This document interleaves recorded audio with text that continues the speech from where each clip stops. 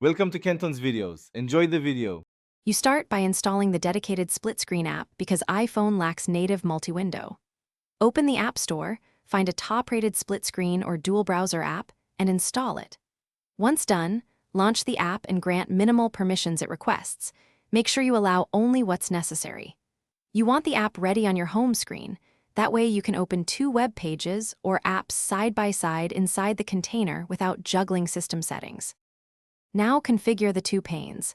Tap the left pane, enter a URL or choose an in-app app shortcut, then repeat on the right pane.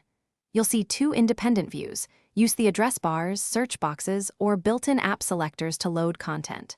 Once loaded, drag the center divider to resize each pane. Make sure to lock orientation if one app behaves oddly. Also check the app settings for gestures, external keyboard shortcuts, or link handling, so you're finished by using the Split Apps interaction features. Copy and paste text between panes, open links in a new pane, or use built-in sharing. If something goes wrong, first close other background apps and restart the split screen app. This clears memory and often fixes stutter. Once done, make sure the app and iOS are updated.